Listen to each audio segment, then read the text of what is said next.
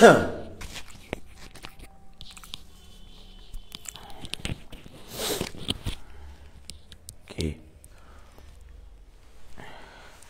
এসে কয়জন মাত্র?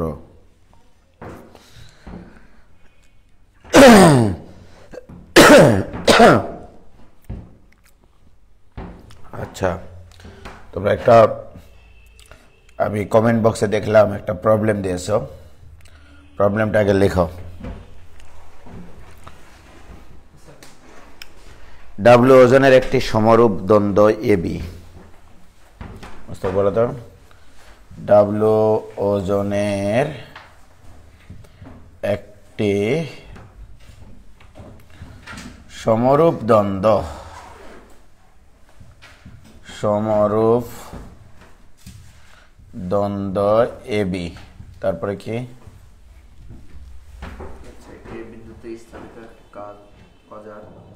কবজার, এ বিন্দুতে স্থাপিত একটি কবজার চারিদিকে অবাধে ঘুরতে পারে। এ বিন্দুতে স্থাপিত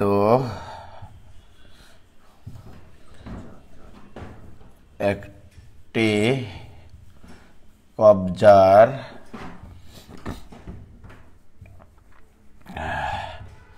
চারিদিকে কি করতে পারে? ঘুরতে পারে, ঘুরতে পারে। এর অপর প্রান্ত একটি উলম্ব দেওয়ালের সংস্পর্শে আছে। উলম্ব দেয়ালের সংস্পর্শে, সংস্পর্শে বানান কি গো?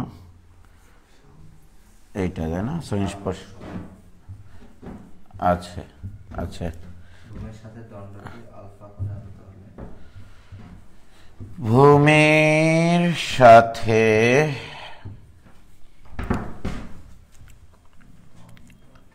দ্বন্দ্বটি আলফা কোণে আনত হলে কবজার প্রতিক্রিয়া নাকি? কবজার প্রতিক্রিয়ার মান, কবজার প্রতিক্রিয়া, কবজার প্রতিক্রিয়া ও দিক নির্ণয় করেছে নাকি? ও এর দিক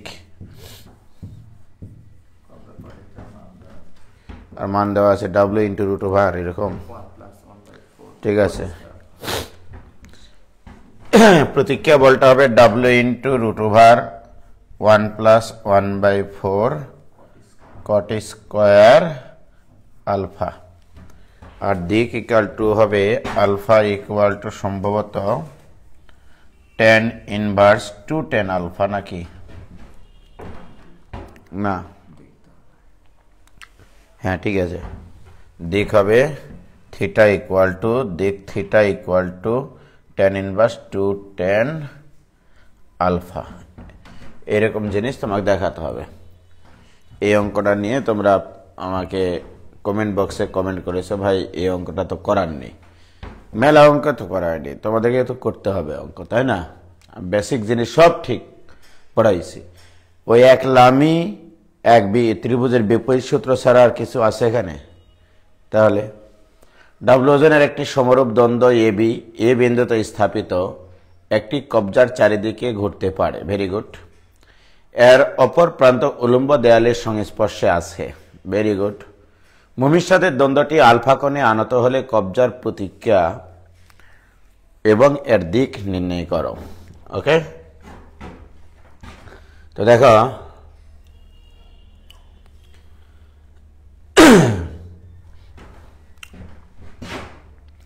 ব্যাপারটা কি, এই হচ্ছে একটা দেয়াল, দেয়ালটা ভালো হলো না,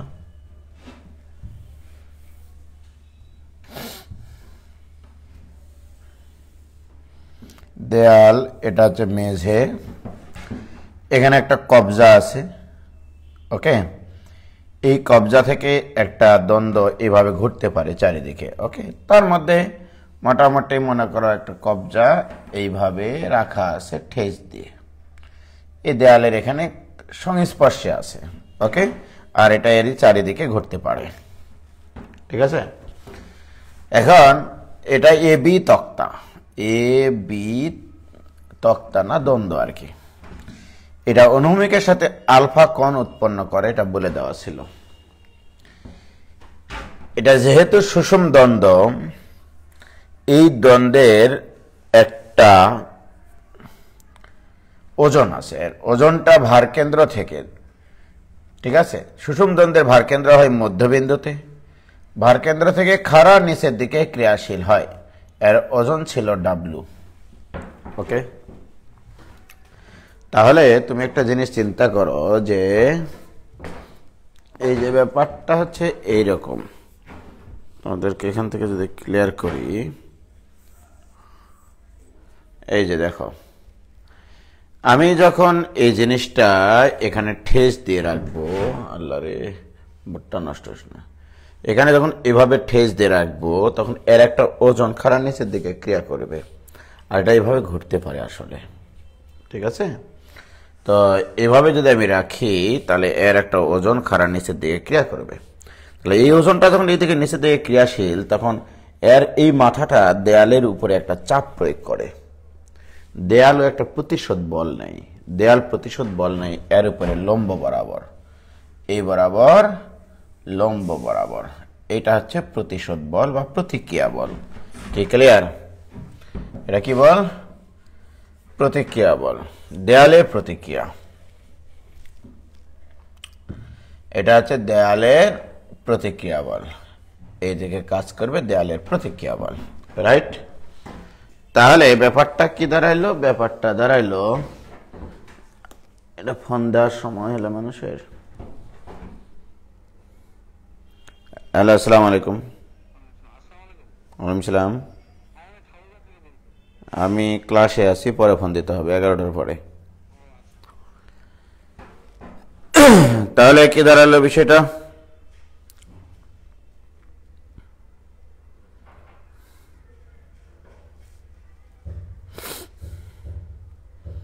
তোমরা কি বুঝলা ব্যাপারটা? হয়েছে? আচ্ছা, তাহলে এটা হচ্ছে দ্বন্দ্ব, দ্বন্দ্বের ওজন ডাব্লু খাড়ার নিচের দিকে ক্রিয়াশীল, আর এই দ্বন্দ্বটা এই দেয়ালের উপরে একটা চাপ প্রয়োগ করে, এই একটা প্রতিরোধ বল দিবে, সেটা হচ্ছে আর। কি ক্লিয়ার? ওকে। তাহলে এই ডাব্লু বল আর এই আর বলের যদি আমরা ছেদবিন্দু বের করি, দ্যাট ইজ এই বিন্দুটাতে আমরা বলতে পারি তাহলে ডাব্লু বলটা এই বিন্দুটা থেকে নিচের দিকে ক্রিয়াশীল, আর আর বলটা এখান থেকে এই বরাবর ক্রিয়াশীল, এটা আমরা ধরে নিতে পারি, রাইট। তাহলে কি দাঁড়ালো? এখান থেকে আমাদের ডাব্লু বলটা ক্রিয়াশীল নিচের দিকে, আর আর বলটা ক্রিয়াশীল এই বরাবর। তাহলে নিশ্চয় নিশ্চয় এই বল আর এই বলের লব্ধি এখানে ক্রিয়াশীল হবে, রাইট। কিন্তু লাঠিটা তো স্থির অবস্থায় ছিল, লাঠিটা স্থির অবস্থায় আছে না, ঘোরাঘুরি তো করে নাই। তাহলে লাঠিটা স্থির অবস্থায় থাকতে হলে এই লব্ধিটাকে নিষ্ক্রিয় করার জন্য এই কবজা একটা প্রতিক্রিয়া বল দিবে, রাইট। সরি, কবজা একটা প্রতিক্রিয়া বল দেবে, সে কবজার প্রতিক্রিয়াটা হবে আসলে এই বরাবর, এই যে কবজার প্রতিক্রিয়া এস। কেন এটা কবজার প্রতিক্রিয়া হবে? এই কবজা যদি এই এস পরিমাণ বল এইদিকে না দিত তাহলে এটা স্থির অবস্থায় থাকতো না, কারণ এই বল আর এই বলের লব্ধি এখানে যে একটা সামান্তরিক অঙ্কন করি, এই সামান্তরিক কর্ণ বরাবর ক্রিয়াশীল হবে, তাহলে তাহলে তো এটা এদিকে গতিশীল হতো, রাইট। তাহলে এটাকে নিষ্ক্রিয় করার জন্যই কবজা একটা প্রতিক্রিয়া বল দিবে, দ্যাট ইজ কল্ড কবজার প্রতিক্রিয়া। তাহলে এইটা হচ্ছে কবজার প্রতিক্রিয়া। এটা খুবই সুন্দর একটা কিউট একটা প্রশ্ন, ঠিক আছে। এইদিকে আর বল ক্রিয়াশীল, এদিকে ডাব্লু বল ক্রিয়াশীল, তাহলে এই দুটার লব্ধি কোথায় ক্রিয়া করবে? এই বল আর এই বলের লব্ধি এখানে এই বরাবর ক্রিয়াশীল হওয়ার কথা ছিল, কিন্তু যেহেতু লাঠিটাকে স্থির অবস্থায় রাখা আছে, নিশ্চয়ই তাহলে এটাকে নিষ্ক্রিয় করার মতো একটা ফোর্স আছে। সেই ফোর্সটা কে দিবে? সেটাই হচ্ছে কবজা দিবে। রাইট? কি বোঝা গেছে ভাইজান? বলো তোমরা বুঝতে পেরেছো কিনা? বুঝলা এটুকু? তাড়াতাড়ি বলো।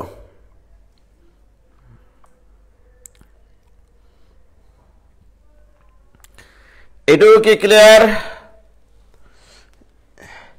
এবার আসো, আমাদের কি কি এখানে দৈর্ঘ্য প্রস্থ এগুলো দেওয়া আছে, এগুলো আমাদেরকে একটু দেখতে হবে। ক্লিয়ার্স?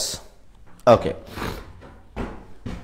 তাহলে আমি বলে নিই যে এটা মধ্যবিন্দু জি, ভরকেন্দ্র আর লাঠির ভরকেন্দ্র, এটা দিলাম সি। ওকে, তারপরে এটা দিলাম ও। তাহলে ও বিন্দুতে ক্রিয়াশীল তিনটা বল আসলে আর, এস এবং ডাব্লু। ওকে, আর এটা দাও ডি বিন্দু। ওকে, চিত্র আঁকলাম আর কি, হয়েছে? তাহলে এবারে বলো আমার ও বিন্দুতে ক্রিয়াশীল আর, এস এবং ডাব্লু তিনটা বল ভারসাম্য সৃষ্টি করে। এবং তোমরা খেয়াল করো, আমি যদি ও এ ডি ত্রিভুজ নিয়ে চিন্তা করি, ও এ ডি ত্রিভুজ, ডাব্লু বলটা ও ডি বরাবর ক্রিয়াশীল। ওকে, আর বলটা ডি এ বরাবর ক্রিয়াশীল, ঠিক না? আর এস বলটা কোন বরাবর ক্রিয়াশীল? এ ও বরাবর ক্রিয়াশীল। ওকে, জি কিন্তু এ বি এর মধ্যবিন্দু, জি এ বি এর মধ্যবিন্দু। তাহলে লেখো, তাহলে ধরি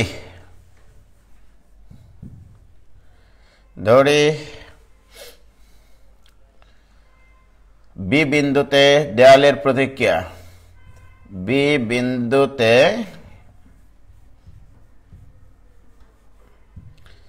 দেয়ালের প্রতিক্রিয়া,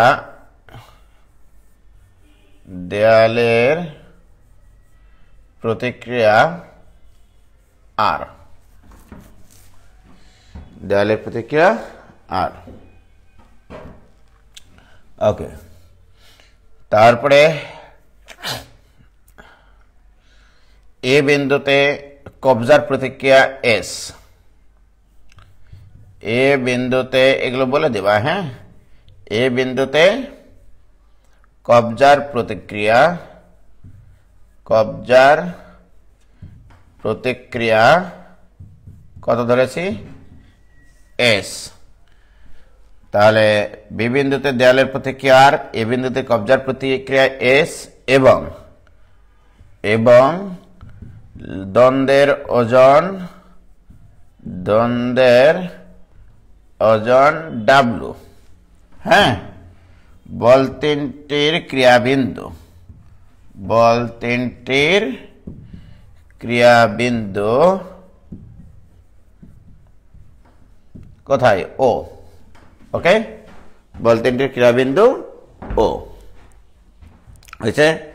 তাহলে আমরা কি বলতে পারি যে ডাব্লু কমা আর কমা এস বল তিনটির দিক, বল তিনটির দিক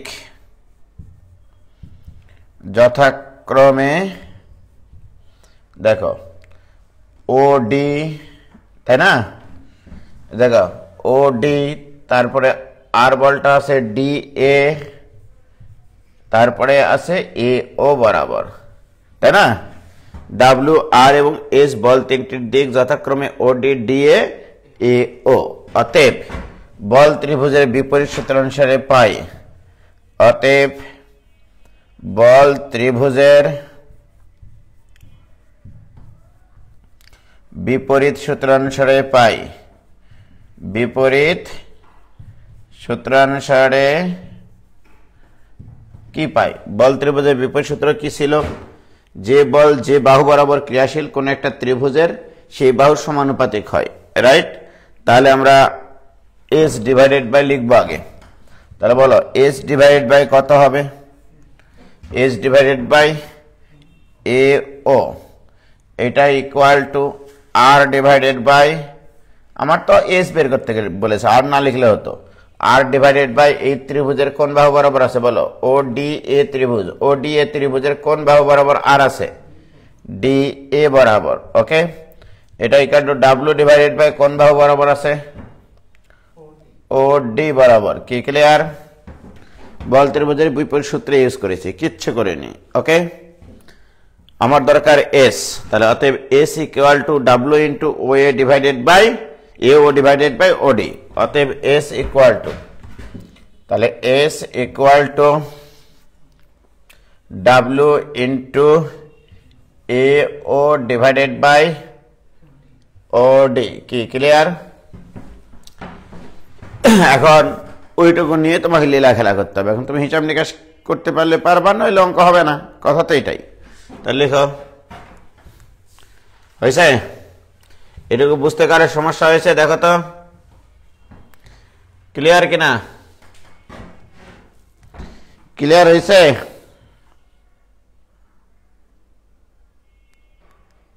কারো ঝাপসা হচ্ছে না, একবারে ফক ফকা ক্লিয়ার বললে হবে না।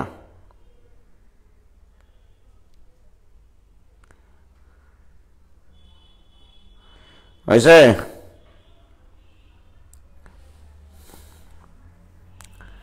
আচ্ছা, এবার আসো, this equal to W into A O. A O মানে এই সমকোণী ত্রিভুজের অতিভুজ, রাইট? দেখেছ? তাহলে এইটা ইকুয়াল টু এ ও মানে রুট ওভার, তাহলে কি হবে? ওডি স্কোয়ার প্লাস এডি স্কোয়ার। তাহলে OD square plus AD square. কি ক্লিয়ার? কিছু করেছি? এ ও মানে হচ্ছে OD square plus AD square divided by নিচে কত ছিল? ওডিকে আমরা যদি রুট ওভার ওডি স্কোয়ার দিই, কারণ পুরোটার উপর রুট দিব, তো তাই। This equal to W into root over, এবারে বলো এর উপরে রুট আছে, এর উপরে রুট আছে, তাহলে একটা রুট দিয়ে আমি OD square plus AD square divided by OD square লিখতেই পারি। লিখতে পারি না? হ্যাঁ, এটাই equal to W into root over. এখন লীলা খেলা করবো হচ্ছে যোগ বিয়োগ। ওডি স্কোয়ারের নিচে ওডি স্কোয়ার মানে কি 1 প্লাস, এবারে বলো এডি, এডি কই? এই যে এডি, এডি রে পাগলা, এডি equal to half of AC. ঠিক আছে, তাহলে এডি মানে হাফ অফ এসি, তাহলে এর উপর square divided by OD square. OD মানে কিন্তু বিসি, তাহলে বিসি স্কোয়ার। দেখো কেউ কিছু বলতে পারবে না। আমি কি করেছি এখানে? ওডি স্কোয়ারের নিচে ওডি স্কোয়ার দিয়ে 1 লিখেছি, প্লাস এডি, এডি মানে এইটুকু, যেহেতু এটা মধ্যবিন্দু, তাহলে এখান থেকে আর লম্ব ডানা আছে, তাহলে এটাও ডেফিনেটলি মধ্যবিন্দু, কারণ এটা সমান্তরাল এটা, তাহলে এটাও মধ্যবিন্দু। কার মধ্যবিন্দু? এসি এর মধ্যবিন্দু, তাহলে এডি মানে হাফ অফ এসি। আবার দেখো ওডি, ওডি মানে কিন্তু কই? ওডি কোনটুকু? এইটুকু, আর ওডি মানে তো বিসি, সেটা লিখেছি। This equal to W into root over 1 plus, বলো এবার হাফের উপরে স্কোয়ার মানে 1/4, তাহলে AC square divided by BC square, তাই লেখা যাবে। হ্যাঁ, এবারে এসি মানে কোনটুকু? এটা। হ্যাঁ, বিসি মানে এটা, তাহলে ভূমি বাই লম্ব, ভূমি বাই লম্ব, তার মানে এই কোণের কি হবে? কট আলফা। ভূমি বাই লম্ব মানে cot alpha. So this equal to W into root over 1 plus 1/4 cot alpha, মানে কট স্কোয়ার আলফা। প্রমাণিত, ডাব্লিউ এর মান পেয়ে গেছি, কিচ্ছু করিনি।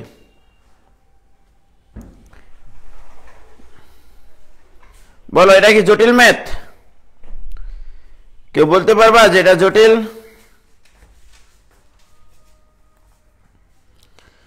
কেউ কি বলতে পারো এটা জটিল ম্যাথ? তাহমিদুল ইসলাম আমি বা এই যে প্রথমে আমার তো বলবিদ্যা এইটুকু পর্যন্ত, বাকিটা তো আসলে জিওমেট্রি। বলবিদ্যা তো এইটুকু পর্যন্ত, মানে চিত্রটা আঁকানো, মানে উদ্দীপকটা পড়ে চিত্র আঁকিয়ে তোমার হচ্ছে যোগ বিয়োগ করা হয়েছে। কানিস প্রতিভা মীমাংসী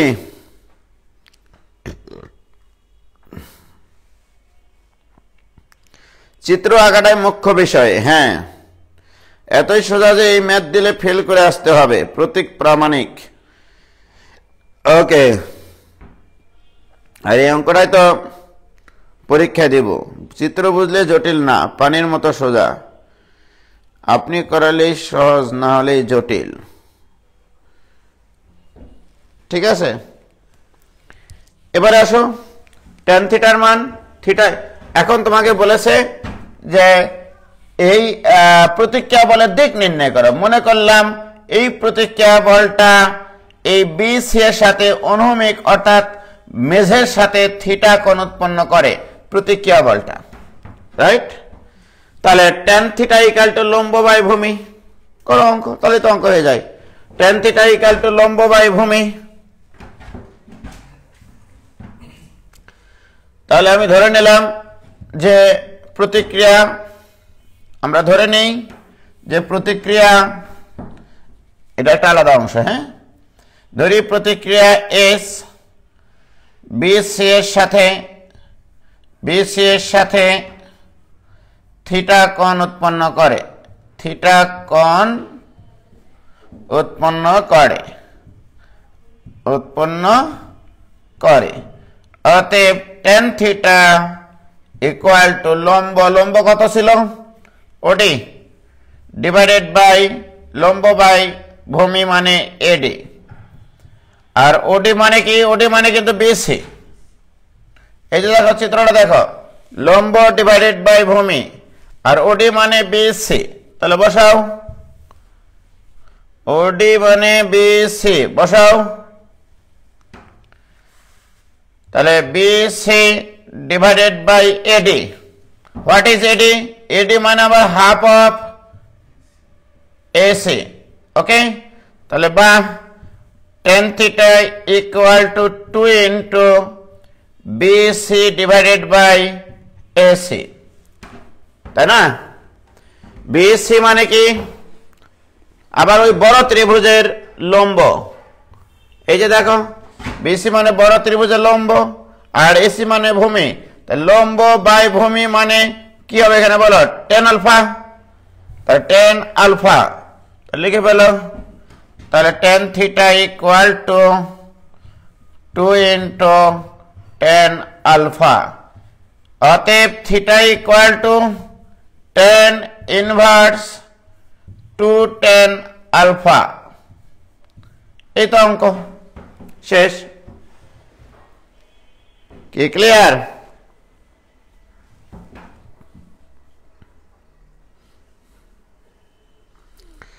হয়েছে?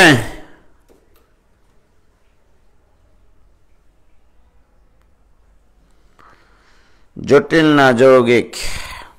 খুবই সুন্দর একটা অঙ্ক ছিল, সোজা একটা অঙ্ক ছিল। আর এরকম মেলা অঙ্ক আছে, বুঝলা, সব করায় না। তাই আরেকটা অঙ্ক করাবো।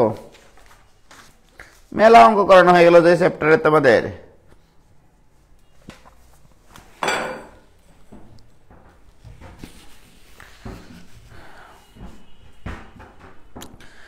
আচ্ছা লিখো যাও আরেকটা অঙ্ক।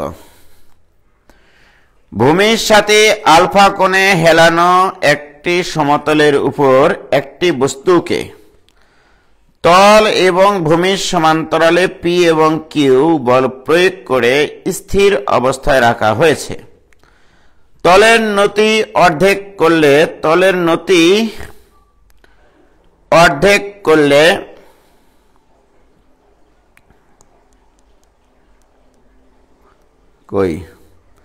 বস্তুটাকে স্থির রাখতে পি এবং কিউ বলকে অর্ধেক করতে হয়। দেখাও যে P by Q equal to 2 cos square alpha by 4। খুব সুন্দর একটা প্রশ্ন, যাও লিখো ভূমির সাথে আলফা কোণে একটি সমতলের উপর একটি ভারী বস্তুকে লিখো প্রশ্নটা। এত অঙ্ক করানো যায় নাকি? তোমরা নিজেরা করতে অঙ্কগুলো। ভূমির সাথে আলফা কোণে আনত তলের উপর একটি ভারী বস্তুকে আনত তলের উপর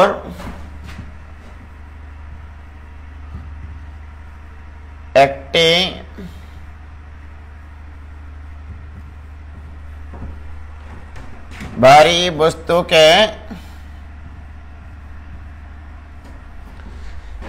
ভারী বস্তুকে তল এবং ভূমির সমান্তরালে তল ও ভূমির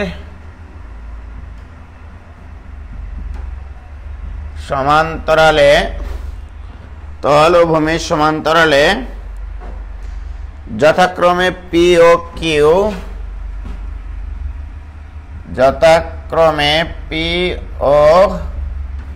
কিউ বল প্রয়োগ করে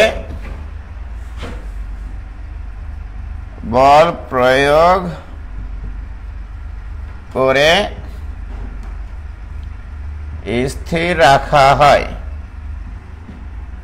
ভেরি গুড, স্থির রাখা হয়। এবার আসো, তলের নতি অর্ধেক করলে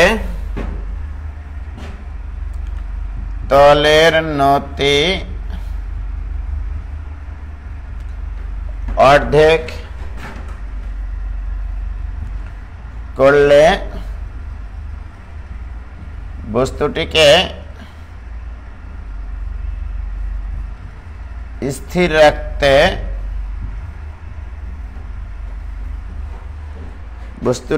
স্থির রাখতে পি এবং কিউ বলকে অর্ধেক করতে হয়।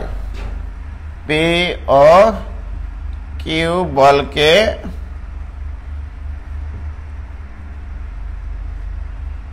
অর্ধেক করতে হয়। দেখেছো, এটা কোনো প্রশ্ন হলো? দেখাও যে পি টু কিউ বা পি বাই কিউ, দেখাও যে P by Q equal to 2 cos square alpha by 4।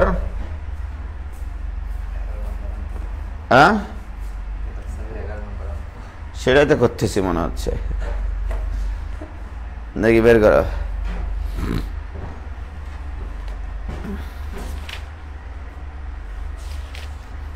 উল্টা বলবো।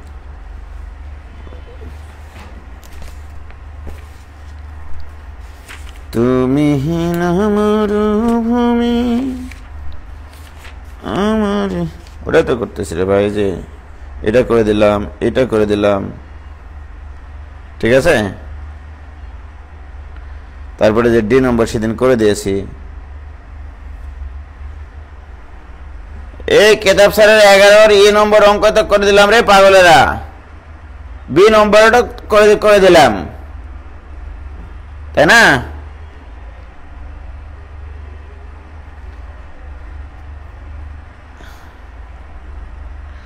এখন করতেছি আমরা কেতাব স্যারের 9 ডি নম্বর।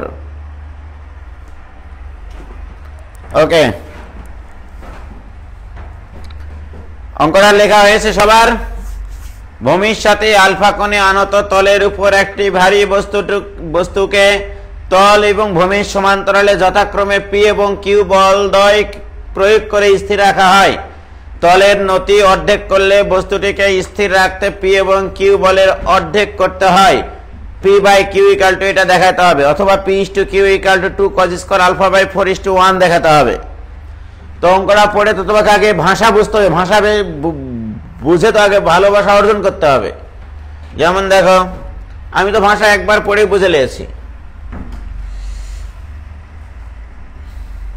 কি বুঝলাম আমি? দেখো, এটা হচ্ছে অনুভূমিক একটা রেখা, আলফা কোণে আনত একটা তল, এটা হচ্ছে আলফা কোণে আনত তল মস্তক, ঠিক আছে।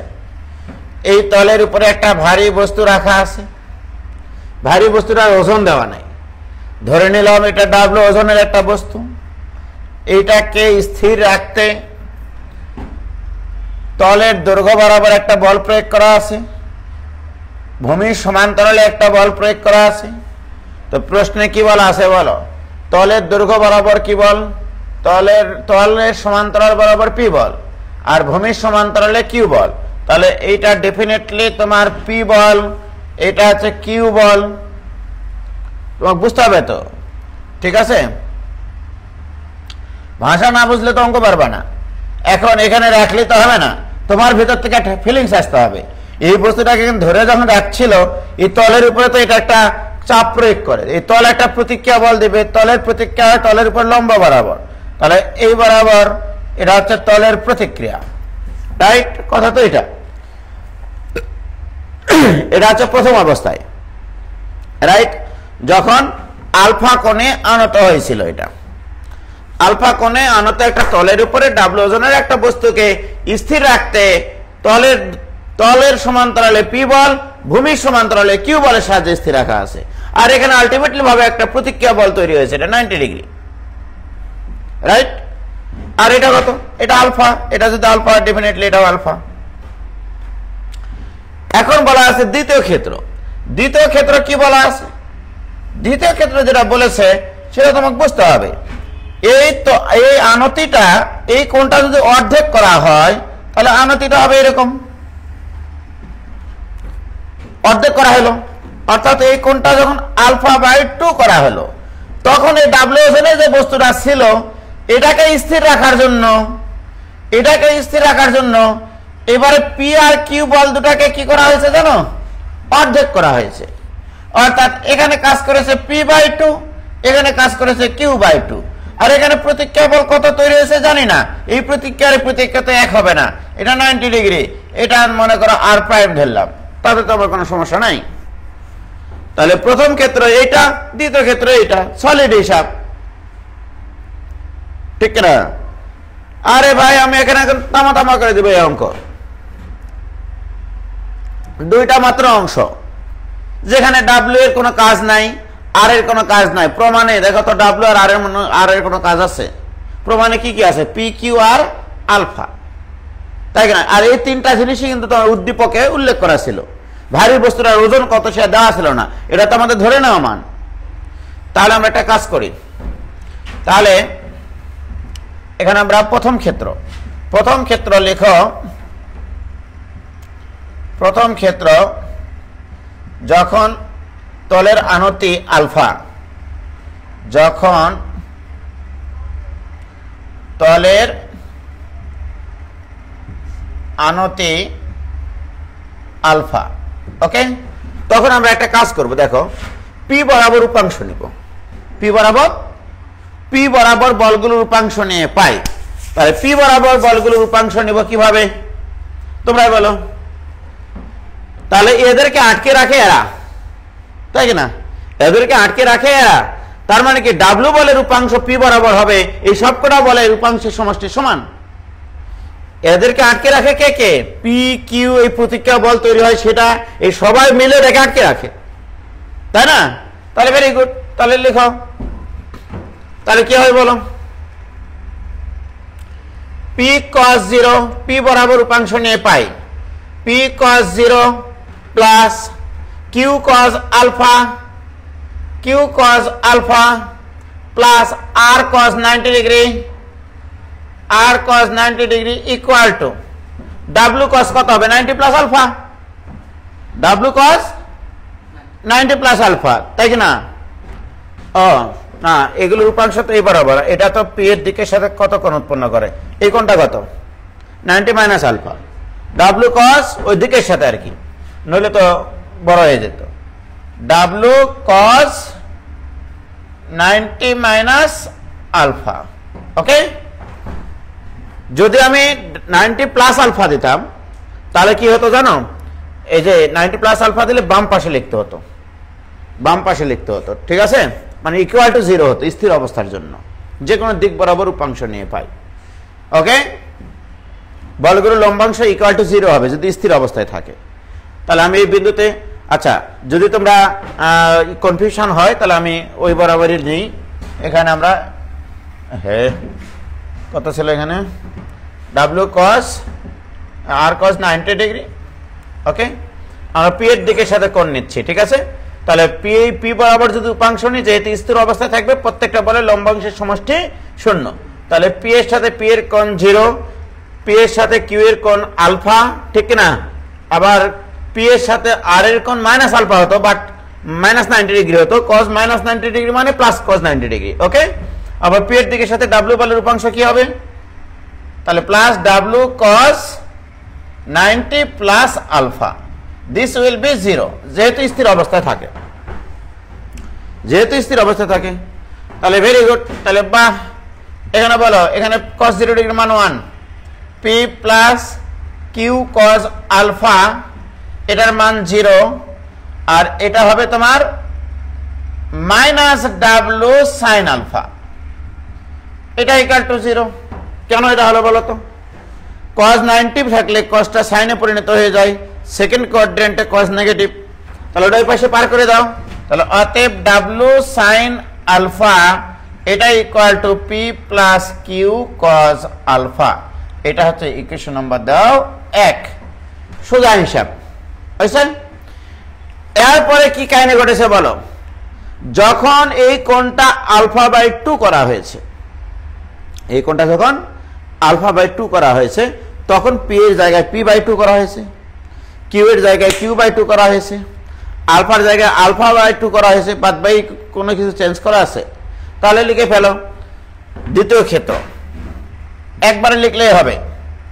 দ্বিতীয় ক্ষেত্র, এই আলফার জায়গায় যদি আলফা বাই 2 করা হয়, তাহলে পি এর জায়গায় পি বাই 2 আর কিউ এর জায়গায় কিউ বাই 2 করতে হবে, সেটাই করো, ঠিক না। তাহলে যখন আনতি আলফা বাই 2, তখন পি এর জায়গায় পি বাই 2, কিউ এর জায়গায় কিউ বাই 2 আর আলফার জায়গায় তা বসিয়ে দাও। তাহলে ডাব্লিউ ইন্টু সাইন, ঠিক আছে কিনা, হ্যাঁ ঠিক আছে, W sine alpha by 2 equal to P by 2 plus Q by 2 into cos of alpha by 2। কিছু করেছি আমি বলো, তোমার তো বলে দেওয়া ছিল, যখন আমি আনতিটা আলফার জায়গায় আলফা বাই 2 করেছি, আবার কিন্তু উপাংশ নিতে হতো, না নিয়ে আমি একবারে লিখতে পারি, কারণ উপাংশ নেওয়ার পরে তো আমার ইকুয়েশন এসছে এটা, রাইট। এই ইকুয়েশন থেকে তো এটা এসছে। আমি কি করতে হবে, এখানে P by 2 cos 0 degree, Q by 2 cos alpha by 2, এখানে আর প্রাইম দিতাম, আর প্রাইম cos 90 ডিগ্রি হতো, কারণ এটার সাথে তো এটা কোণ হচ্ছে 90 ডিগ্রি, সবই ঠিক ছিল। তারপরে ডাব্লিউ cos, এই কোণটা ডেফিনেটলি ওটাই দিতাম, যে 90 ডিগ্রি প্লাস আলফা বাই 2, সেটাই হতো কিনা বলো, কি ক্লিয়ার? এখন ভাইজান এই দুটা ইকুয়েশন যোগ বিয়োগ করে কি করবা, ভাগ টাগ করে কি করবা, সেটা তোমার বিষয়, এটা তো আমার ইস্যু না। তাহলে লিখো, তাহলে এটা দাও ইকুয়েশন নম্বর 2, 1 ও 2 হতে পাই 1/2 করে তুমি ডাব্লিউ কে আগে ভ্যানিশ করো, ডাব্লিউ তো আমার প্রয়োজন নাই, ডাব্লিউ কে আমার প্রয়োজন আছে, তাহলে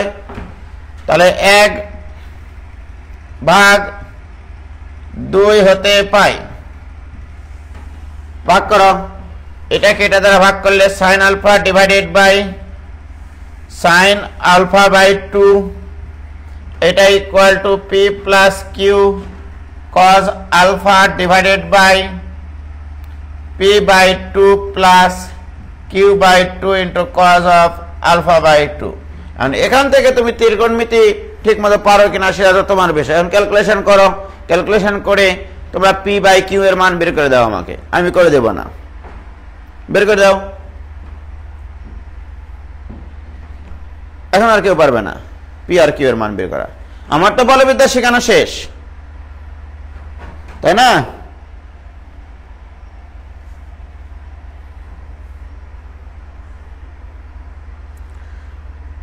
আমার তো বলবিদ্যা উল্টা করে লেখা হলো কিভাবে? কি এসে উল্টা করে লেখা হলো কিভাবে মানে? ওই যে কমেন্ট লিখছে উল্টাভাবে, হ্যাঁ, কমেন্টে উল্টাভাবে লিখছে এই জন্য। ও আচ্ছা আচ্ছা।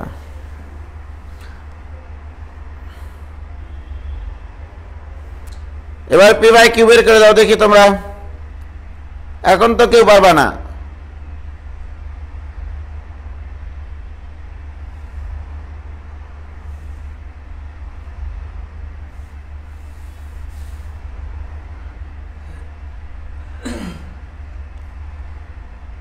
হয়েছে? এখন পি বাই কিউ কেউ বের করতে পারবে না। দেখো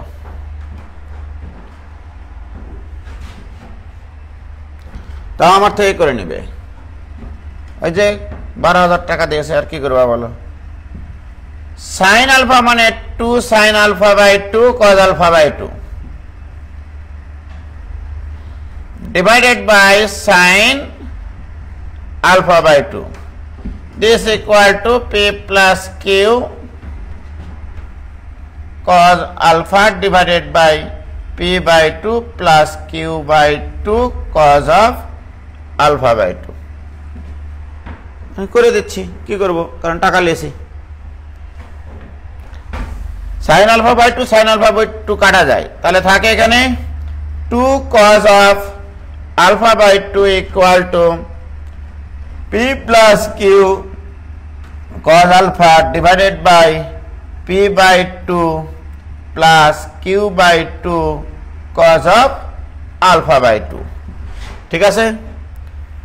এখন দেখো আর আর যদি গুণ করি, এর নিচে একটা 1 আছে, আর আর গুণ করব, তাহলে বা এই 2 আর এই p by 2 তো কাটি একবারে কুচি কুচি হয়ে যাবে। তাহলে বলে এটা এটা কাটাকাটি করলে কি থাকবে? শুধু p into cos of alpha by 2 plus এটা দ্বারা যখন এখানে গুণ করব 2 2 তো কাটে কুচি কুচি হয়ে যাবে, q cos square alpha by 2 এটা equal to p plus q, আর ওখানে আছে cos আলফা।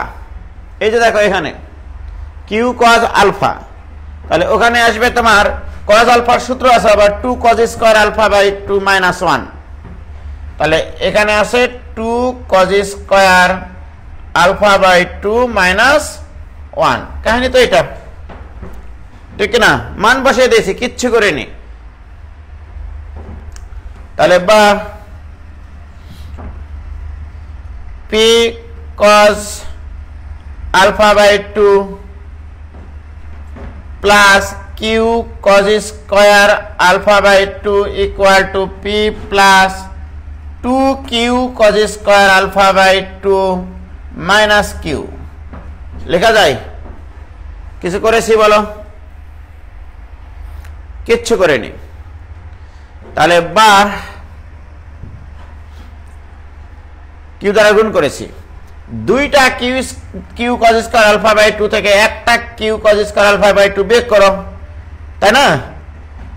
আর তাহলে p cos of alpha by 2 equal to p plus, তাহলে বলো তোমরা দুইটা q cos square alpha by 2 থেকে একটা q cos square alpha by 2 বাদ, তাহলে কি থাকলো?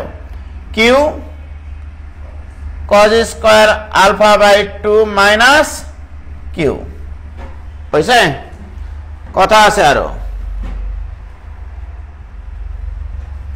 কথা তো শেষ হয়নি। তাহলে বা ওগুলো এই পাশে পার করে নিয়ে আসো, q minus q cos square alpha by 2 এটা equal to p minus p cos of alpha by 2। যোগ বিয়োগ পারবে না কেউ? দেখো এখান থেকে q কমন নিলে কি থাকে master? 1 minus cos square alpha by 2, ঠিক আছে? এটা ইকুয়াল টু যদি p কমন নেই থাকবে 1 মাইনাস cos আলফা বাই 2। এগুলো বোঝো? বুঝবা না তো? তাহলে বা q ইন্টু এটা থাকবে sin স্কয়ার আলফা বাই 2 রে পাগলা, 1 মাইনাস cos স্কয়ার মানে sin স্কয়ার, এটা equal to p into 1 minus cos a, 1 minus cause এর সূত্র 2 সাইন স্কয়ার আলফা বাই 4 কি বুঝা বললাম আমরা এটা জানতাম 1 মাইনাস কজ এর সূত্র 2 সাইন স্কয়ার এই কোণ বাই 2 অর্থাৎ a by 2 1 minus cos a equal to 2 sine square a by 2 তাহলে 1 মাইনাস কজ এটাই তাহলে 2 সাইন স্কয়ার আলফা বাই 4 অঙ্ক তো শেষ মোটামুটি এখন বলবা যে কিভাবে শেষ হলো অবশ্যই শেষ হয়েছে দেখো q ইনটু সাইন এর সূত্র আমরা জানি 2 sine a by 2 into cos a by 2 এটা জানি কিনা তাহলে সাইন আলফা বাই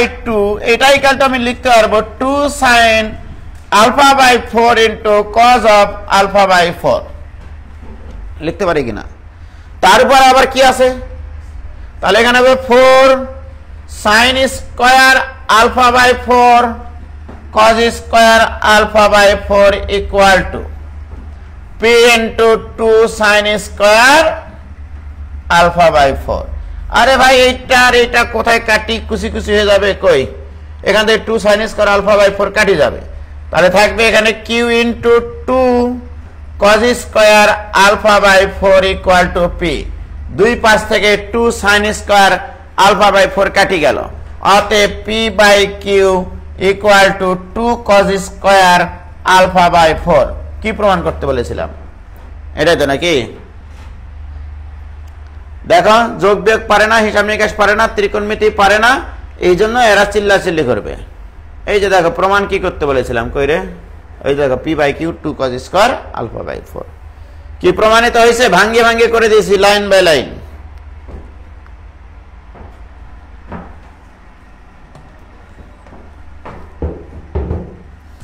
ও মাগো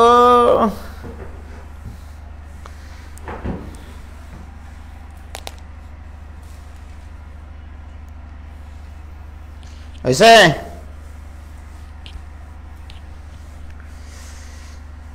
আমার গায়ে যত দুঃখ সই বন্ধুরে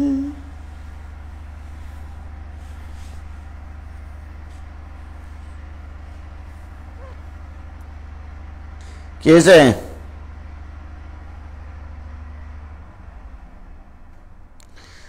ত্রিকোণমিতির চ্যাপ্টার রিভিশন দিয়ে বলবিদ্যা করতে হয় হ্যাঁ লিখতে জানে না মনে হয় ক্লিয়ার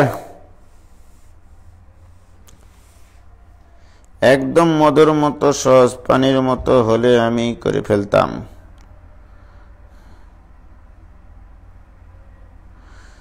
ওকে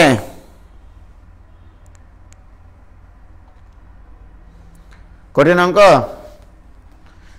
অঙ্ক না এবারে দাঁড়াও কি অঙ্ক করাবো মেলা অঙ্ক আছে দুনিয়াতে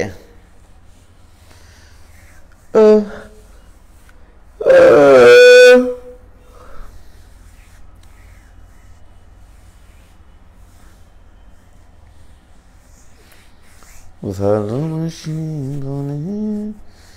বন্ধু তো পড়ে যাবে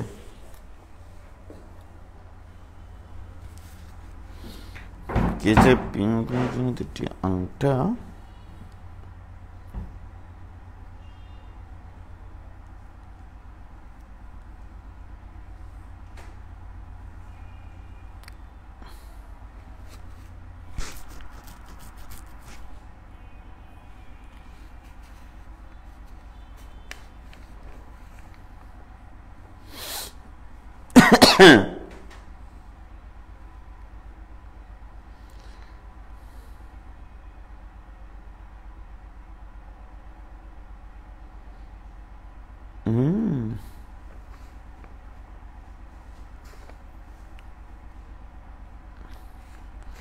এবারে খুব সুন্দর একটা অঙ্ক আছে লেখো এটাও করাবো যাও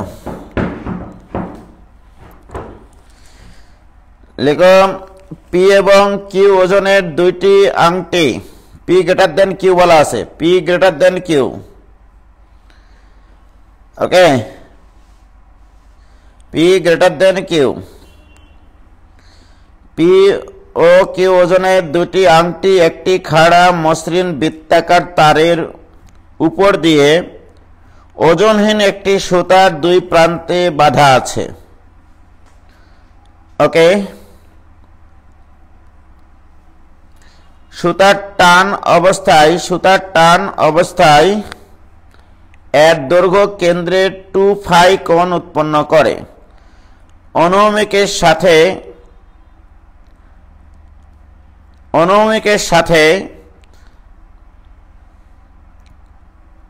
আচ্ছা, আগে বুঝেলি ব্যাপারটা। অনুভূমিকের সাথে সুতা থিটা কোণ উৎপন্ন করলে দেখাও যে tan theta equal to p minus Q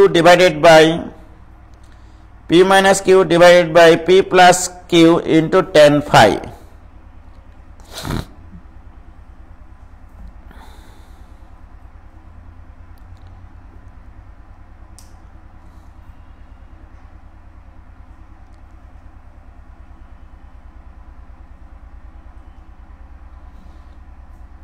ঠিক আছে,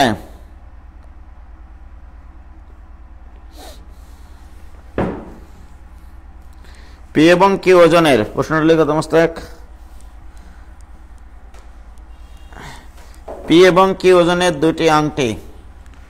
মোস্তাক লিখবে প্রশ্ন।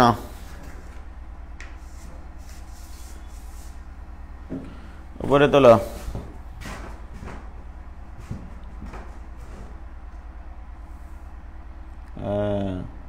প্রথমে লিখো পি ও কিউ ওজনের দুইটি আংটি।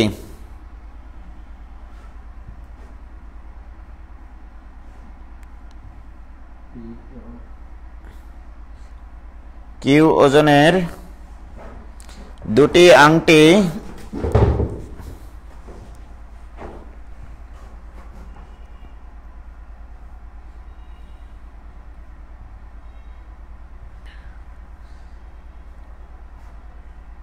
ঠিক আছে।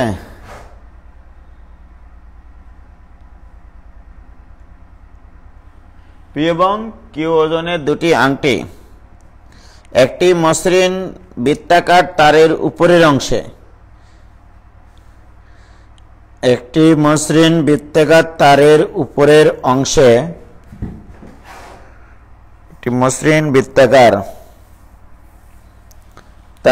উপরের অংশে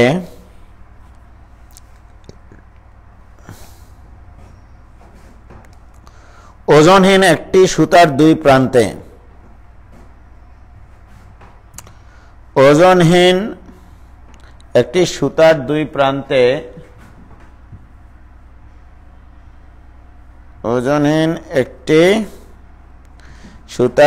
প্রান্তে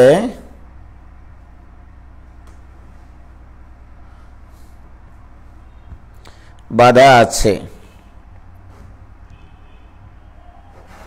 ঠিক আছে,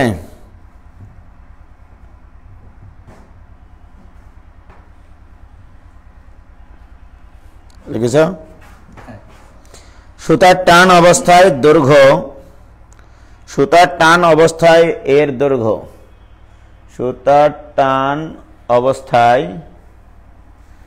এর দৈর্ঘ্য কেন্দ্রে 2 আলফা কোণ উৎপন্ন করে। কেন্দ্রে 2 আলফা কোণ উৎপন্ন করে।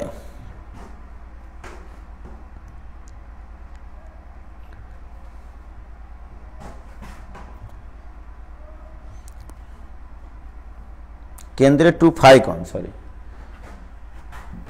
Phi 2 phi is a phi.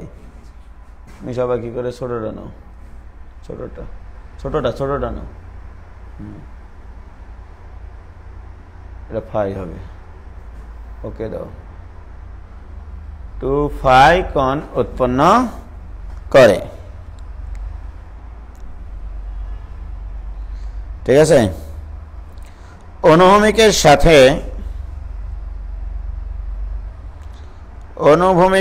সাথে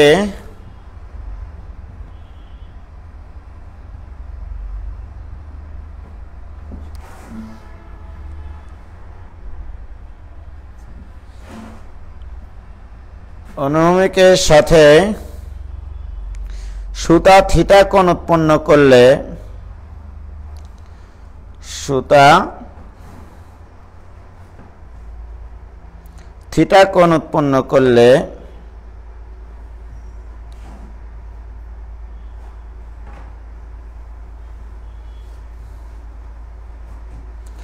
দেখাও যে tan theta equal to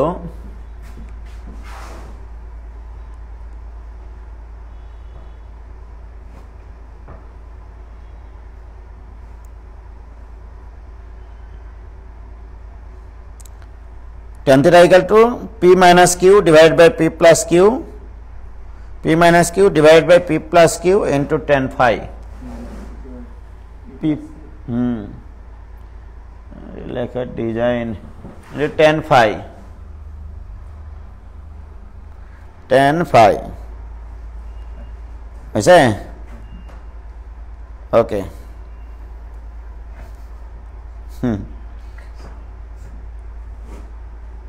ঠিক আছে।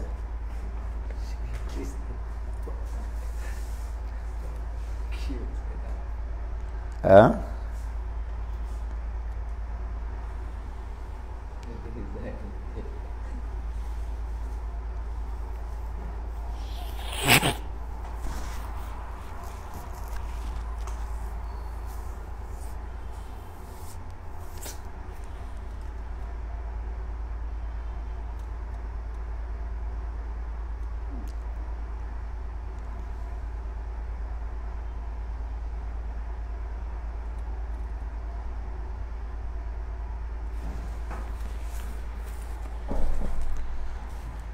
এই ম্যাথটা প্রবলেম ছিল। পূর্ণিমা হক, খিদা লাগছে, ভালো।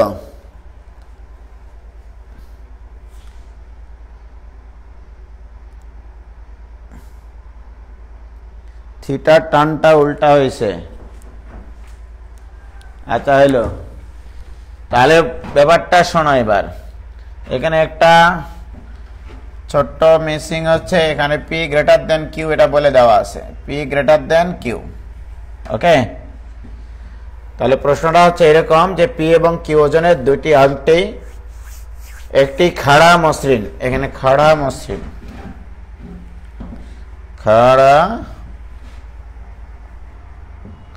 খাড়া মসৃণ বৃত্তাকার তারের উপরের অংশের ওজনহীন একটি সুতার দুই প্রান্তে বাঁধা আছে। সুতার টান অবস্থায় এর দৈর্ঘ্য কেন্দ্রে 2 ফাই কোণ উৎপন্ন করে এবং অনুভূমিকের সাথে সুতা থিটা কোণ উৎপন্ন করে। এটা থিটা, তাই না? থিটা কোণ উৎপন্ন করলে দেখাও যে ইত্যাদি ইত্যাদি। এইটা tan theta equal to P minus Q divide by P plus Q into tan phi. এবার আসো অঙ্কটা বোঝার চেষ্টা করি। পি গ্রেটার দেন কিন্তু Q, P greater than Q মানে হচ্ছে, ঠিক আছে বলছি, পি যদি কিউ এর থেকে বড় হয় সেটার অর্থ কি সেটা বলে দিচ্ছি। অঙ্কটা আগে চিত্র আঁকা বুঝতে হবে। এই হচ্ছে বৃত্তাকার তার, ওকে, উপরের অংশে একটা সুতা বাঁধা আছে, এখানে একটা সুতা বাঁধা আছে এইভাবে, ওকে। এই সুতাটা অনুভূমিক একটা রেখার সাথে থিটা কোণ উৎপন্ন করে, এটা বলে দেওয়া আছে। তাহলে অনুভূমিক রেখাটা হচ্ছে এইটা, একটু চিকন করে দিই, সাদা কালি নেই। তাহলে অনুভূমিক রেখা হচ্ছে এইটা, এই রেখার সাথে থিটা কোণ উৎপন্ন করে, ওকে। এটা কিন্তু সুতা, এই যেটা। এখন তোমার যেটা বলা আছে, এখান থেকে একটা আংটি ঝোলানো আছে, এখান থেকে একটা আংটি ঝোলানো আছে, ওকে। এটা হচ্ছে পি আংটি, এটা হচ্ছে কিউ আংটি। তো ভেরি গুড। এখানে কিন্তু একটা রশির টান আছে, মানে সুতাটা এমন ভাবে আছে যে এইভাবে যখন ঝোলানো হয়েছে এখানে টান টান সৃষ্টি করেছে, ওকে। তাহলে এখানে এটা সুতার টানটি এই যে এই জায়গাটার উপরে টান এবার আবার ক্রিয়াশীল হবে। টান কোথায় ক্রিয়া করবে এটা নির্ভর করবে যেখানে সুতাটা আটকানো আছে মনে করতে হবে, ঠিক আছে। যেখানে সুতাটা আটকানো আছে এখানে যদি রশিটা কেটে দিই এই অংশটাকে টান টান করে ধরে রাখতে যেদিকে বল প্রয়োগ করতে হয়, ঠিক আছে? আমি তো আর এইদিকে বল প্রয়োগ করে এই অংশটুকুকে টান টান করে রাখতে পারবো না। আর এর উপরে টান কাজ করবে এ বরাবর, এই দুটা টান কিন্তু সমান। ওকে, রশির টান এটা।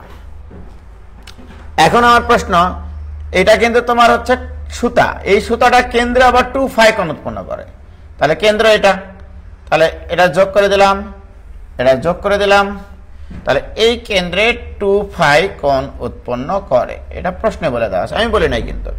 এটা মনে করো এ, এটা মনে করো বি। ওকে, 2 ফাই কোণ উৎপন্ন করে। তো আমরা জানি এই তলের উপর একটা প্রতিক্রিয়া বল তৈরি হয়, এই প্রতিক্রিয়া বলটা তলের উপরে লম্ব হয়, বৃত্তাকার তলের উপর মানে ব্যাসার্ধ বরাবর, তাহলে এখানে একটা প্রতিক্রিয়া বল তৈরি হয়, তাহলে দ্যাট ইজ এটা হচ্ছে R1 প্রতিক্রিয়া বল। ওকে, এখানে একটা প্রতিক্রিয়া বল তৈরি হয়, দ্যাট ইজ R2 প্রতিক্রিয়া। ওকে, এই হচ্ছে আমার কথাবার্তা, ঠিক আছে? এখন আমার প্রশ্ন যে আমি যদি এই বিন্দুতে লামের উপপাদ্য প্রয়োগ করতে চাই, আবার এই বিন্দুতে লামের উপপাদ্য প্রয়োগ করতে চাই, তাহলে আমার কোণগুলো তো জানতে হবে। তাহলে এ বি এটা দিলাম ও। ওকে, আর এটা তো থিটা দেওয়াই আছে, ঠিক আছে? এখন আমার প্রশ্ন যে এই কোণটা আগে বের করার চেষ্টা করব। ও এ আর ও বি কিন্তু সমান কোণ, তাহলে আমি এই কোণগুলো বের করি আগে। ও A B R O B A এরা একই কোণ। ওকে, ও A B R O B A, O A B কোণ আর ও বি এ কোণ একই কোণ। কেন কোণ একই হবে? কারণ এইটা আর এটা তো একই বৃত্তের ব্যাসার্ধ, সুতরাং এটা একটা সমদ্বিবাহু ত্রিভুজ, তাহলে এই কোণ আর এই কোণ সমান, রাইট? আর এই কোণটা মিলে কত হয়েছে? 2 ফাই। তাহলে এর প্রত্যেকটা কোণ কত হবে? প্রত্যেকটা কোণ হবে 180 মাইনাস 2 ফাই ডিভাইডেড বাই 2, এইটা। কারণ 3 কোণের সমষ্টি 180 ডিগ্রি, একটা ত্রিভুজের 3 কোণের সমষ্টি 180 ডিগ্রি, তাহলে 180 ডিগ্রি থেকে এই দুটা কোণের সমষ্টি আছে তোমার হচ্ছে এই কোণ, এই দুটা কোণের সমষ্টি হবে 180 মাইনাস 2 ফাই। তাহলে ওদের একটা কোণ কত? 180 মাইনাস 2 ফাই ডিভাইডেড বাই 2, প্রত্যেকটা পৃথক পৃথক ভাবে। তাহলে এটা ইকুয়াল টু 90 মাইনাস 5। ওকে, তাহলে কোন কোনটুকু পাইলাম মোস্তাক বলো তো? 90 মাইনাস 5 মানে হচ্ছে এই যে এই কোনটুকু পাইলাম, বুঝলা? এই কোনটুকু পাইলাম হচ্ছে 90 মাইনাস 5। তাহলে এই কোনটুকু পাইলাম আমরা হচ্ছে 90 মাইনাস 5 হয়েছে, আর এই কোনটুকু পাইলাম আমরা 90 মাইনাস 5 হয়েছে। তো ভেরি গুড, আমার অঙ্ক শেষের দিকে মোটামুটি। তাহলে আমার কিউ এর সাথে টি এর কোণ কত? কিউ এর সাথে টি এর কোণ কত বলো? কিউ এর সাথে টি এর কোণ হচ্ছে 90 ডিগ্রি প্লাস থিটা, ঠিক আছে? তাহলে এটা একটু বের করে নিই। Angle between T and Q, angle between T and Q কত হবে? টি আর কিউ এর মধ্যবর্তী কোণ হবে 90 প্লাস থিটা। টি এবং কিউ এর মধ্যবর্তী কোণ হয়েছে। এবারে R1 এবং কিউ এর মধ্যবর্তী কোণ কত? R1 এবং কিউ এর মধ্যবর্তী কোণ, angle between R1 and Q, এটা ইকুয়াল টু কত হবে? R1 এবং কিউ এর মধ্যবর্তী কোণ কত? আমি যদি এটাকে বর্ধিত করে দিই তাহলে কত হবে বলো? এটা বলতে হবে এই কোণটা কত হবে। তাহলে এটা হচ্ছে 90 ডিগ্রি প্লাস এই কোণটা, তাই কি না? এই কোণটা মানে হচ্ছে, এবার এই কোণ 90, এটা ইকুয়াল টু হচ্ছে 90 প্লাস এই কোণ মানে কিন্তু এই কোণটা, এই কোণটা আবার কত? 90 ডিগ্রি মাইনাস কত আসবে? তারপরে আবার ওখান থেকে আবার যাবে হচ্ছে থিটা কোণ, তাই কি না? তাহলে কত আসতেছে? R1 অ্যাঙ্গেল কিউ এর মান কত আসতেছে বলো তো? 90 ডিগ্রি প্লাস এই কোণটা মানে এই কোণটা, এই কোণটা মানে কত আসবে? এই পুরা কোণ ছিল হচ্ছে 90 ডিগ্রি মাইনাস 5, সেখান থেকে থিটা বাদ, তাই না? তাহলে 90 ডিগ্রি প্লাস এই কোণটা মানে হচ্ছে 90 ডিগ্রি মাইনাস 5 মাইনাস থিটা, এটা this equal two 180 degree minus theta 5। এই কোণগুলো তো ছেলেমেয়েরা বের করতে পারবে না, মাথা ঘুরে যাবে, দিয়ে 5। তাহলে এটা, তাহলে R1 এবং Q এর মধ্যবর্তী কোণ হচ্ছে 180 ডিগ্রি মাইনাস থিটা প্লাস 5, ঠিক আছে? এটাই কিন্তু এরা মনে করো গোলমাল পাকিয়ে দিবে। আবার বলছি, হ্যাঁ, আলাদা আলাদা কলমের কালে নেই। এই যে এই কোণটা আর মনে করো এই যে এই কোণটা কিন্তু বিপরীত কোণ, রাইট? তাহলে R1 এবং Q এর মধ্যবর্তী কোণ যখন বের করবো তখন 90 ডিগ্রি প্লাস এই কোণ মানে এই কোণটা মানে আবার কি, এই গোটা কোণ থেকে কি বাদ যাবে? থিটা বাদ যাবে। এই গোটা কোণটা ছিল 90 ডিগ্রি প্লাস 5, সেখান থেকে থিটা বাদ দিয়ে দিয়েছি, তাই না? 90 ডিগ্রি মাইনাস 5, সেখান থেকে থিটা বাদ দিয়েছি, এই তো কথা। ওকে, তাহলে R1 এবং Q এর মধ্যবর্তী কোণ কমপ্লিট। এবার আমি যদি এখানে ল্যামের উপপাদ্য প্রয়োগ করি তাহলে কি হবে বলো? T1 এবং Q এর মধ্যবর্তী কোণ বের করেছি। এবার R1 এবং T এর মধ্যবর্তী কোণ কত? R1 এবং T এর মধ্যবর্তী কোণ, তাহলে কি হবে? 360 থেকে এরা বাদ যাবে, 360 থেকে এরা বাদ চলে যাবে। তাহলে কত হবে? 360 মাইনাস এটা 90 মাইনাস থিটা, এখান থেকে আবার বাদ চলে যাবে এইটা, এরাও তো বাদ যাবে। 180 প্লাস থিটা প্লাস 5, রাইট? সর্বসাকল্যে কি হচ্ছে দেখেছ? 90 ডিগ্রি প্লাস 5। এই যে দেখো 360 থেকে 180, 90 বাদ, থিটা কাটা যাবে, 90 প্লাস 5, ঠিক আছে? R1 এবং T এর মধ্যবর্তী কোণ এইটা। এই কোণগুলো বের করতেই তোমাদের বাটাম খুলে যাবে, এটা তো আমি বুঝতে পারছি। তাহলে এখানে যদি ল্যামের উপপাদ্য প্রয়োগ করি আমি, তাহলে ল্যামের উপপাদ্য প্রয়োগ করলে T ডিভাইডেড বাই T এর অপোজিট কোণ মানে এটা। তাহলে এই কোণটা কত পাইছি আমরা? R1 এবং Q এর মধ্যবর্তী কোণ sine of 180 minus theta plus 5। Okay, আমি টান দিয়ে দিলাম এভাবে, থিটা প্লাস 5, এটা রেখা বন্ধনী। এটা equal to Q divided by Q এর অপোজিট কোণ, অর্থাৎ এই কোণটা R1 এবং T এর মধ্যবর্তী কোণ। R1 এবং T এর মধ্যবর্তী কোণ পাইছি আমরা সাইন 90 ডিগ্রি প্লাস 5। ওকে, কেবল কিন্তু একটা অংশ হচ্ছে আমার। এবার এখানে আসো, তাহলে বা T divided by sine of theta plus 5, এটা equal to Q divided by cos 5। অতএব T equal to Q into sine of theta plus 5 divided by cos 5। এটা ইকুয়েশন নম্বর 1, এটা ইকুয়েশন নম্বর 1। তাহলে কোণগুলো বের করা কি বুঝলা? এই কোণগুলো বের করতে হলে বাটাম খুলে যাবে না? হ্যাঁ, কার কার বাটাম খুলেছে? হ্যাঁ, আমি কৃষ্ণ ভাই। তাহলে এটা বের করলাম আমি কিউ বল ক্রিয়াশীলের ক্ষেত্রে। এবার ওই পাশে চলে যাই, ওই পাশে এবার কোণগুলো বের করতে হবে। পি আর টি এর মধ্যবর্তী কোণ বের করতে হবে, বের করো। এই এরা বসরিস কেন?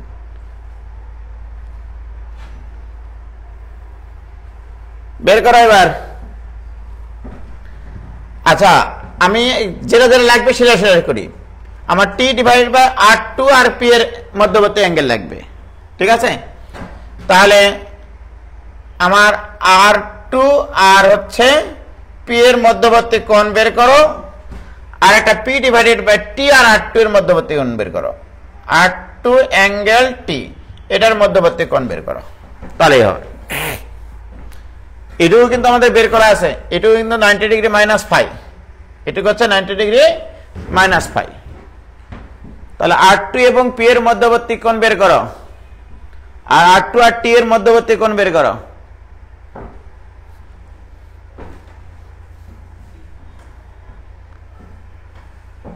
কি বলছে?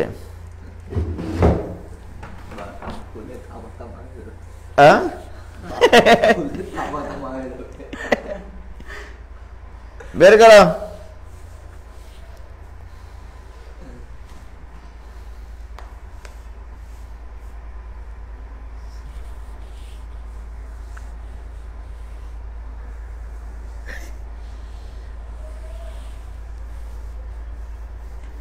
R2 এবং P এর মধ্যবর্তী কোণ কত হয় দেখো।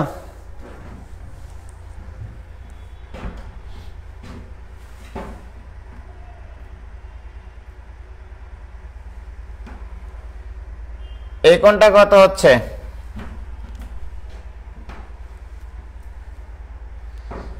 এই কোণটা হবে 180 মাইনাস থিটা মাইনাস ফাই।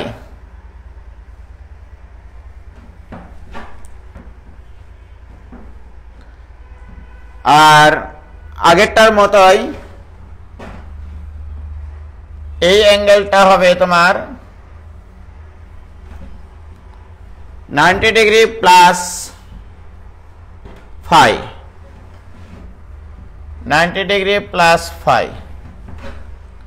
তাহলে angle between R2 and P এর মান হবে 180 মাইনাস থিটা মাইনাস ফাই, আর এটা হবে তোমার R2 এবং T এর মধ্যবর্তী কোণ হবে 90 ডিগ্রি প্লাস ফাই।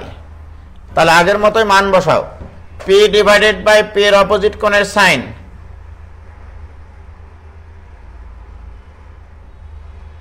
তাহলে sine of 90 degree plus phi, এটা equal to T divided by T এর অপোজিট কোণের সাইন, তাহলে sine of 180 minus theta minus phi.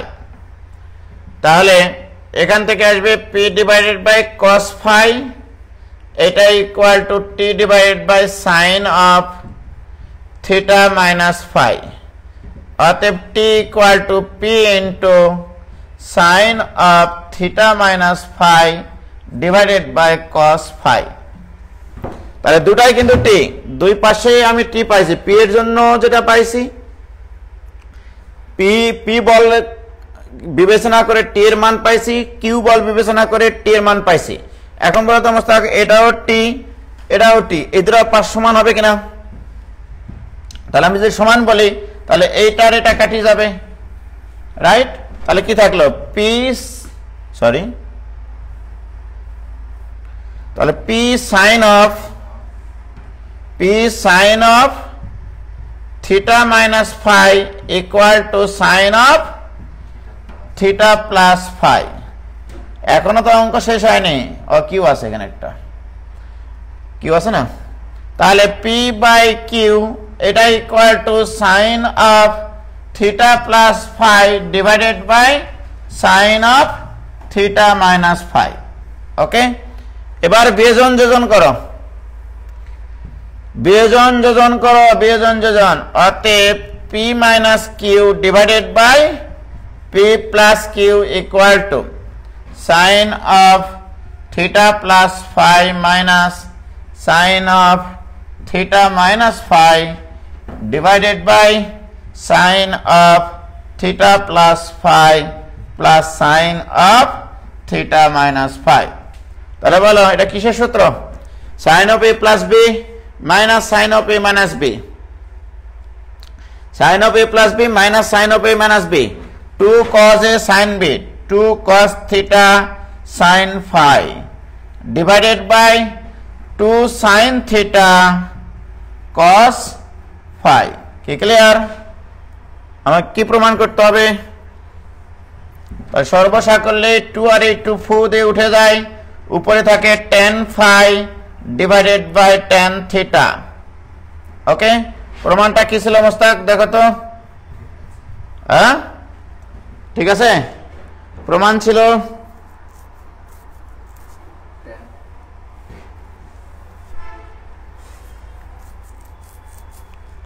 tan theta equal to না tan phi equal to? tan theta equal to ছিল প্রমাণ।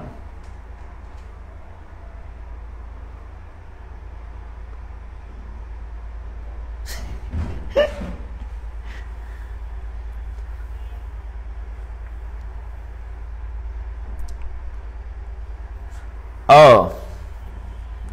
এখানে তো একটু ক্ষুদ্র একটা ভুল হয়েছে।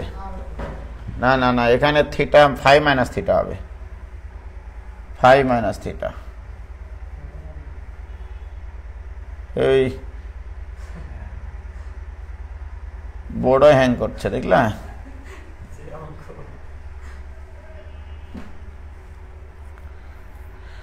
বড় হ্যাং করছে।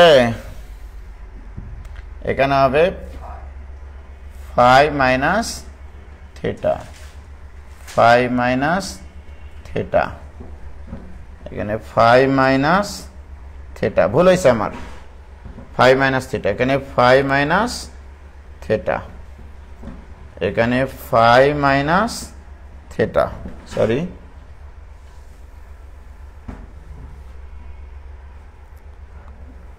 এখানে হচ্ছে ফাই মাইনাস থিটা, এখানে ফাই মাইনাস থিটা, এটা থিটা প্লাস ফাই বা phi plus theta, no problem. এটা ফাই মাইনাস থিটা, এখানে হচ্ছে ফাই মাইনাস থিটা। এখানে হচ্ছে ফাই মাইনাস থিটা, এখানে হচ্ছে তাহলে হবে 2 cos phi, 2 cos phi sin theta। ওই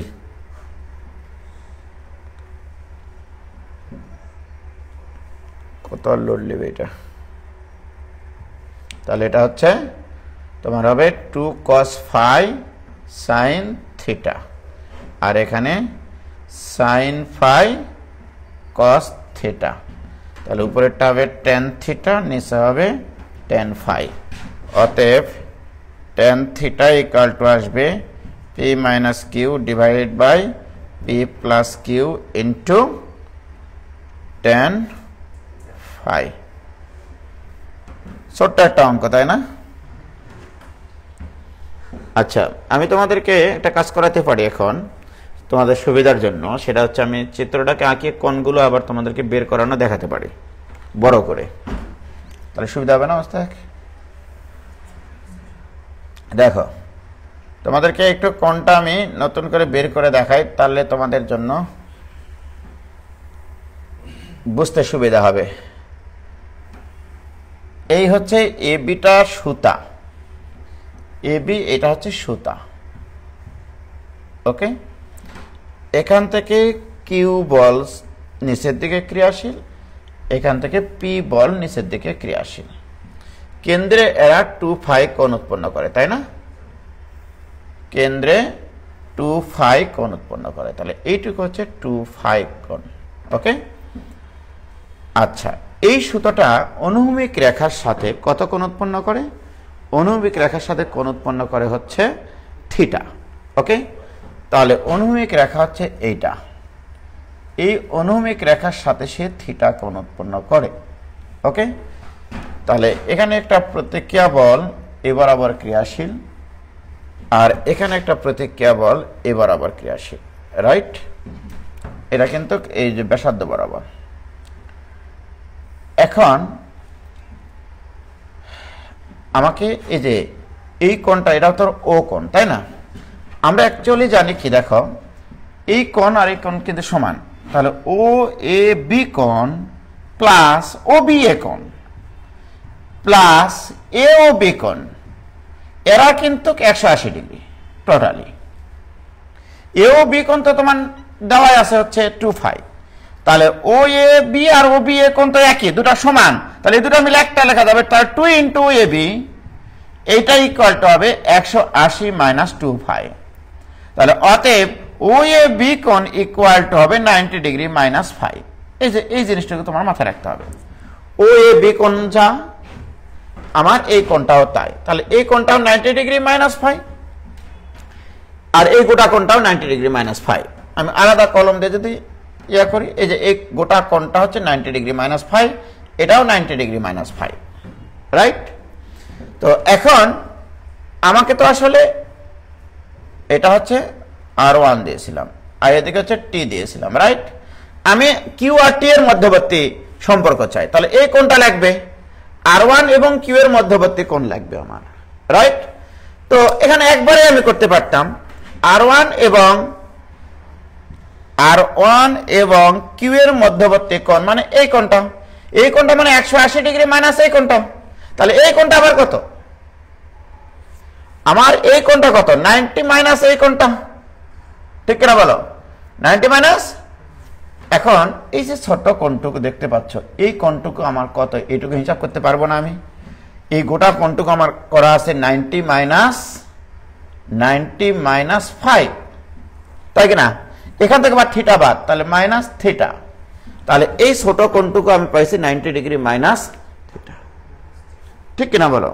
তাহলে আমার এই যে এই কোণটা যদি বের করতে চাই, তাহলে 180 থেকে এইটুকু বাদ দিতে হবে, তাহলে এইটুকু কোণ আবার কত? এইটুকু কোণ হচ্ছে তোমার 90 প্লাস থিটা, এই যে দেখো এই কোণটুকু, এইটুকু কোণ কত? 90 ডিগ্রি থেকে আমার এইটুকু বাদ দিয়ে দিতে হবে, তাহলে এইটুকু কোণটা আমার যদি বের করতে পারি, 90 থেকে আমার এই কোণটুকু বাদ, তাই কিনা? এই গোটাটুকু 90 ডিগ্রি, কারণ এটা তো অনুভূমিক রেখা, এটার সাথে এটা তো লম্ব, তাই কিনা? 90 থেকে ছোট কোণটা বাদ দাও, তাহলে 90 থেকে যদি এই কোণটা বাদ দিয়ে দাও, তাহলে কত হবে? 5 প্লাস থিটা, তাহলে এইটুকু কোণ হচ্ছে 5 প্লাস থিটা, তাহলে এইটুকু কত হবে? 180 ডিগ্রি মাইনাস 5 প্লাস থিটা, তাহলে 180 মাইনাস 5 প্লাস থিটা, একটু সহজ করে দিলাম, যাও, কি ক্লিয়ার এখানে? তাহলে R1 এবং কিউ এর মধ্যবর্তী কোণ এইটা, রাইট? এবারে যখন আমি R1 এবং টি এর মধ্যবর্তী কোণ চাইবো, R1 এবং টি এর মধ্যবর্তী কোণ চাইবো, তখন তো আমি নরমালি দেখতে পাচ্ছি এটা 180 থেকে, তাই না? এই পুরা কোণটা 180, এই যতদূর পর্যন্ত, এখান থেকে এইটুকু বাদ, এইটুকু কত ছিল? এই যে এইটুকু হচ্ছে 90 ডিগ্রি মাইনাস 5, তাহলে এইটুকু হচ্ছে 180 মাইনাস 90 ডিগ্রি প্লাস মাইনাসে প্লাস 5, তার মানে R1 এবং টি এর মধ্যবর্তী কোণ তোমার থাকবে হচ্ছে 180 minus 90 plus 5, that is 90 degree plus 5। এই যেভাবে করলাম, এটা একটু বুঝতে সুবিধা তোমার, ওকে? এই যে কোণটা বের করলাম, তাহলে এই যে ছোট ছোট কোণগুলো, প্রত্যেকটা কোণ একটু মনে মনে আমরা বের করতেই পারি, তাই না? এখন আসো এখানে, এখানকার যদি আমি বের করতে চাই, এটা পি, এটা তো হচ্ছে R2 আর এটা তো হচ্ছে ক্যাপিটাল টি। আমি যখন টি ডিভাইডেড বাই লিখব, এই কোণটা আমার লাগবে, রাইট? আবার যখন পি ডিভাইডেড বাই লিখবো, তখন এই কোণটা আমার লাগবে। এখন আমার প্রশ্ন রে ভাই, যে আমাকে তো এই কোণটা আমি জানি 90 ডিগ্রি, এইটুকু এই কোণটা কত? 90 ডিগ্রি মাইনাস 5, তাহলে এই কোণটা কত? এই যে এই কোণটা, এই কোণটার মান আমি কিভাবে বের করবো? দেখো, এটা তো অনুভূমিক রেখা, অনুভূমিকের সাথে এই রেখাটা কিন্তু কোণ উৎপন্ন করা আছে আমার, এই দেখো এই রেখাটা, অনুভূমিকের সাথে এই রেখাটা কোণ উৎপন্ন করা আছে থিটা, আর এই কোণটা তো আমরা এটার বিপরীত কোণ, এর বিপরীত কোণ কত আছে মুস্তাক? 90 ডিগ্রি মাইনাস 5, তাহলে বিপরীত কোণটা হচ্ছে 90 ডিগ্রি মাইনাস 5, এই কোণটা তো থিটা, এটার সাথে আবার কত আছে এখানে? 90 ডিগ্রি, এই যে এইটুকু 90 ডিগ্রি না, এইটুকু 90 ডিগ্রি, তাহলে R2 এবং পি এর মধ্যবর্তী কোণ কত? পি অ্যাঙ্গেল R2, এটা ইকুয়াল টু এই কোণ প্লাস থিটা প্লাস এই কোণ, তাহলে এই কোণটা কত? 90 ডিগ্রি মাইনাস 5, প্লাস এখানে আছে থিটা, প্লাস এখানে আছে 90 ডিগ্রি, তাহলে সর্বসাকুল্যে আমি যেটা করেছি এখানে 180 মাইনাস কমন নিলে 5 মাইনাস থিটা মাইনাস যদি কমন নেই, পি এবং R2 এর মধ্যবর্তী কোণ যেটা লিখেছিলাম আমি, রাইট? তাহলে বলো এই কোণটা কত? এই কোণটা হচ্ছে 180 থেকে জাস্ট এই কোণটুকু বাদ যাবে, এই পুরাটুকু 180। তাহলে R2 এবং T এর মধ্যবর্তী কোণ, R2 এবং T এর মধ্যবর্তী কোণ 180 মাইনাস এই কোণটা, এই কোণটা কত? 90 ডিগ্রি মাইনাস 5, 90 ডিগ্রি মাইনাসে মাইনাসে plus 5, this equal two 90 degree plus 5। এটা তো বলেই দিলাম, এই তো এটা, ঠিক আছে? ভাঙিয়ে দিলাম, যাও বামে নিব, এই যে ভাঙিয়ে দিলাম, যাও ছোট ছোট করে একটু দেখো। এইটুকু 90 ডিগ্রি, এটুকু থিটা কেন হলো? আমি এখানে একটা অনুভূমিক রেখা টানেছি, তোমাদের বলা আছে সুতাটা অনুভূমিক রেখার সাথে থিটা কোণ উৎপন্ন করে, তাহলে এইটুকু থিটা আর এইটুকু আবার এই কোণের বিপরীত কোণ, এই কোণের বিপরীত কোণ 90 ডিগ্রি মাইনাস 5, ঠিক আছে? এবার ক্লিয়ার? ওরে সবাই কোথায় গেছে? মানে মাথা হ্যাং হয়ে গেছিল নাকি? ও আচ্ছা, এই ম্যাথ কোথাও দিবে না জীবনও, তাই না? এবার বুঝছি। ওকে, ঠিক আছে, খোদা হাফেজ।